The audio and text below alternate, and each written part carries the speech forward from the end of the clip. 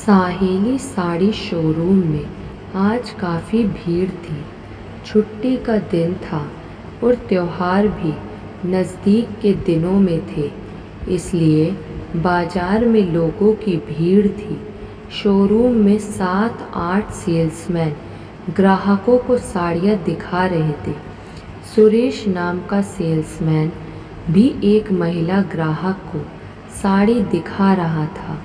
सुरेश ने उस महिला के आगे 30-40 साड़ियों का ढेर कर दिया था, लेकिन फिर भी मैडम को एक भी साड़ी पसंद नहीं आ रही थी। वो मैडम 1 घंटे से साड़ियाँ देख रही थी, लेकिन कोई निर्णय नहीं ले पा रही थी। सुरेश भी परेशान हो गया था। एक साड़ी देखते हुए उन्होंने सुरेश से पूछा कि इस डिज़ाइन में बैंगनी रंग की साड़ी नहीं है। सुरेश ने कहा, मैडम, यह रही बैंगनी रंग की साड़ी। मैंने थोड़ी देर पहले ही आपको दिखाई थी। कहते हुए नीचे से फिर से बैंगनी रंग की साड़ी उठाकर दिखाई, लेकिन मैडम ने कहा, नहीं, यह नहीं, इसमें तो नेट है, मुझे नेट वाली साड़ी नहीं चाहिए। सुरेश ने परेशानी के साथ कहा, मैडम, आजकल तो नेट वाली साड़ी का फैशन चलता है।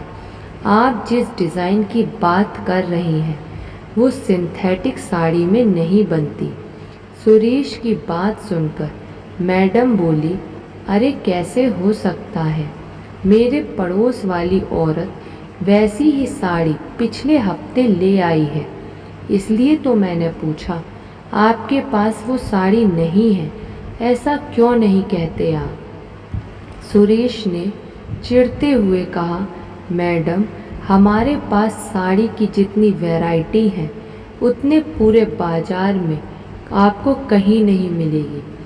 आपने जो डिज़ाइन देखा है वो नेट में होगा, सिंथेटिक में नहीं। सुरेश और मैडम के बीच हो रही बहस देखकर दुकान के शेठ भावेश भाई तुरंत ही सुरेश के पास आ गए और कहा, क्या बात है सुरेश, मैडम को क्या चाहिए? सुरेश ने कहा, मैडम को यह डिज़ाइन सिंथेटिक में चाहिए, लेकिन ये डिज़ाइन तो सिर्फ नेट में ही आता है। यह मैं समझाने की कोशिश कर रहा हूँ, पर ये समझ ही नहीं रही। सुरेश की बात सुनकर मैडम बीच में ही बोली, गलत बात है तो मैं कैसे मानूं? भावेश भाई ने भी सुरेश से कहा, सुरेश, मैडम की बात सही है, सिंथेटिक में भी यह डिज़ाइन आती है, लेकिन इस वक्त हमारे पास नहीं है। सेठ की बात सुनकर सुरेश को आश्चर्य हुआ। भावेश की भाई की बात सुनकर मैडम तुरंत बोल पड़ी, देखा, मैं नहीं कहती थी कि आपके पास साड़ी नहीं होगी। भावेश भाई ने बात जोड़ते हुए कहा, हाँ, आपकी बात सही है, हमारे पास वैसी साड़ी नहीं है, लेकिन आप अपना संपर्क नंबर देकर जाइए। जैसे ही वो साड़ी आएगी हम आपको फ़ोन करके बता देंगे। बोलिए, इसके अलावा और कुछ दिखाएं? मैडम ने कहा, कोई प्रॉब्लम नहीं। अगर वैसी साड़ी आपके पास नहीं है तो आप वो पिंक कलर की सिल्वर बूटों वाली साड़ी पैक कर दीजिए। मैडम साड़ी लेकर गई। उसके बाद सुरेश ने भावेश भाई से कहा, क्या भावेश भाई, आप भी सिंथेटिक साड़ी में वो डिज़ाइन कहाँ आती है?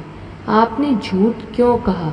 भावेश भाई ने कहा, देखो सुरेश, मैं जानता हूँ कि सिंथेटिक साड़ी में वो डिज़ाइन नहीं आती है। सवाल सच और झूठ का नहीं है, लेकिन उस मैडम के साथ दलील करने का क्या मतलब? अगर मैं नहीं आता तो तुम्हारी और उस मैडम की दलीलें अभी 10-15 मिनट तक चलती ही रहती। और इतने ग्राहकों के बीच वक्त बिगड़े, उसमें हमारा ही नुकसान होता ना। दलीलें ज़्यादा चलती तो शायद वो मैडम ज़्यादा चिढ़ जाती।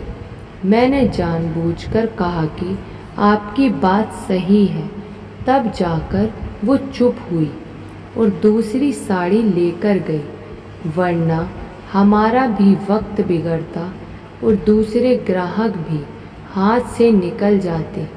भावेश भाई की बात सुरेश की समझ में आ गई। हम सब भी तो कई बार ऐसे विवाद में पड़ जाते हैं। किसी भी विवाद या दलीलों के बाद हमें क्या मिलता है, यह कभी सोचा है? आपके सामने वाला इंसान अगर अपनी गलत बात या मत को सही ठहराने की कोशिश कर रहा हो तो उसके साथ कोई बहस करे बिना उसे सही ठहरने दीजिए।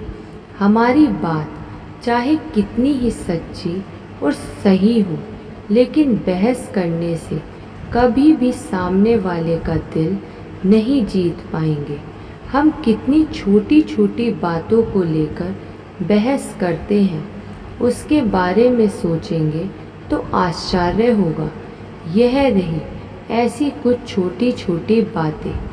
ट्रेन सही वक्त पर आएगी या नहीं, किसी कॉलमिस्ट ने अखबार में जो लेख लिखा है वो उसे लिखना चाहिए था या नहीं, राष्ट्रपति के पद पर प्रणब मुखर्जी आने चाहिए या संगमा, कोई बात उस व्यक्ति ने कही थी या उस व्यक्ति ने अमिताभ बच्चन को किसी एडवर्टाइज में काम करना चाहिए या नहीं, धार्मिक होना अच्छी बात है या धर्म निरपेक्ष होना, वगैरह वगैरह। इन बातों को लेकर कई बार लोग इतने उग्र और गुस्सा हो जाते हैं कि यह भी भूल जाते हैं कि सामने वाला इंसान कौन है और उसके साथ अपना क्या संबंध है।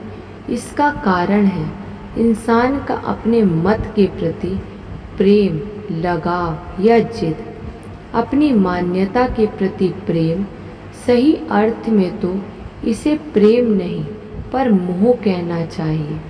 अगर हम स्मार्ट वर्क करने वाले इंसान हो तो जब भी किसी बात को लेकर सामने वाला हमसे बहस करने की शुरुआत करे, तभी हमें समझ जाना चाहिए कि वो इंसान अनजाने में ही अपनी मोह से हमें परिचय करवा रहा है।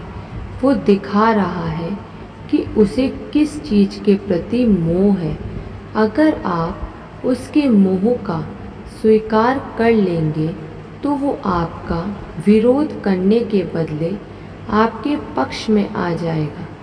दुनिया में हर बात को लेकर अच्छा या बुरा क्या है, वो इंसान की अपनी अपनी अलग अलग सोच होती है।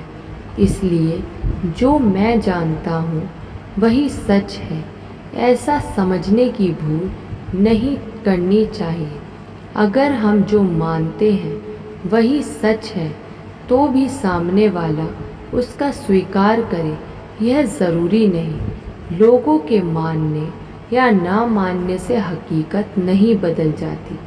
इसलिए अपने मत या मान्यताओं को लेकर कभी विवाद या बहस में नहीं पड़ने में ही सही समझदारी है। विवाद से दूर रहना कोई कायरता नहीं है। किसी महापुरुष ने सच ही कहा है कि विवाद को जीतने की सबसे श्रेष्ठ रीत यही है कि हम विवाद से ही दूर रहें। अगर कभी विवाद जरूरी हो जाए तो सामने वाले को जीतने दें। उसकी जीत में हकीकत में तो आपकी ही जीत होती है। अगर आप विवाद में जीत जाते हैं तो भी कुछ प्राप्त नहीं होता है। मेरी बेटी नेहा की शादी थी। शादी के कुछ दिनों पहले मेरे पति से किसी ज्योतिषी ने कहा था कि आपकी बेटी की शादी का मुहूर्त अच्छा नहीं है, इसलिए आप शादी से पहले कुछ विधियां करवा लीजिए। मेरे पति ने मुझसे कहा कि हम ये विधि करवा लेते हैं, वरना कोई मुश्किल हो जाएगी तो। उस वक्त मेरे दिमाग में कितनी सारी दलीलें थी, लेकिन फिर भी मैंने कुछ नहीं कहा। मैं अगर इस वक्त दलीलें करूँगी तो उसका क्या परिणाम होगा, यह मैंने सोच लिया और मेरे पति से कहा, ठीक है, हम विधि कुछ ही दिनों में करवा लेंगे। मेरे पति को शांति हुई। कुछ दिनों के बाद उसका मूड देखकर मैंने उनसे कहा, तुम जिस विधि की बात कर रहे थे उसमें खर्च होने वाले 5-7 हज़ार रुपये अगर हम ज़रूरतमंदों के लिए काम करने वाली किसी संस्था को दान करें तो कैसा रहेगा। सोचो, ज़रूरतमंदों के आशीर्वाद मिलेंगे, वो हमारे लिए कितना अच्छा काम करेंगे। मेरी बात सुनकर मेरे पति ने कहा, तुम्हारी बात सही है, मुझे भी ऐसा ही लगता है कि विधि करवाने की कोई ज़रूरत नहीं है। हम सब इस राशि को किसी ज़रूरतमंद को दान करेंगे। सोचिए, अगर मैं पहले से ही उसके साथ बहस करती तो क्या होता। मैं उनसे कहती कि ऐसी विधि करवाने की कोई ज़रूरत नहीं है, विघ्न जैसा कुछ नहीं होता। तो मेरी बात सुनकर वो ज़्यादा सशक्त दलीलें करते। उत्तर में मैं नई दलीलें करती और दलीलों का ये चक्कर चलता ही रहता और आखिरकार दोनों पक्ष हार जाते। दोनों का समय और ऊर्जा बिगड़ते और हाथ कुछ नहीं आता। इसलिए दलीलें करने से दूर रहना चाहिए। सामने वाले को दलील जीतने दीजिए, उसी में आपकी भी जीत है। मैं तो यह मानती हूँ कि अगर हमारे पास श्रेष्ठ और तर्कबद्ध दलीलें करने की क्षमता हो, तब भी हमें दलील करने से बचना ही चाहिए। उसी में समझदारी और महानता है। दूसरी बात यह है कि दलील में सामने वाला अगर आपसे हार भी जाए तो भी अंदर से उसके मत या विचार में कोई बदलाव नहीं आता। आप जब किसी को कुछ खरी खोटी सुना देते हैं तब अंदर से कितनी खुशी होती है, लेकिन कभी ये सोचा है कि आखिर प्राप्त क्या हुआ। जो इंसान वाद विवाद के चक्कर में नहीं पड़ता उसे दुश्मनों की शुभकामनाएं मिलती हैं। दलील से कभी किसी के विचार में बदलाव नहीं आता, उल्टा सामने वाला इंसान ज़्यादा निठल्ला बन जाता है। उसके साथ हमारा अंतर भी बढ़ जाता है। सामने वाला इंसान अपने आप को बड़ा और सच्चा साबित करने के लिए दलीलें करता रहता है। उसकी बात का स्वीकार कर लेने से वो अपना मत छोड़ने के लिए तैयार हो जाता है। अगर आप अपना मत नहीं छोड़ेंगे तो इंसान को छोड़ना पड़ेगा, उसे गंवाना पड़ेगा। तय कीजिए कि आपको क्या चाहिए, आपके लिए क्या महत्वपूर्ण है, इंसान या मत। जब आप सामने वाले को दलील में जीतने देंगे तब हकीकत में आप उसका दिल जीत लेंगे। आपको क्या जीतना पसंद है, दलील या दिल? अगर दिल जीतना है तो दलील छोड़िए। धन्यवाद।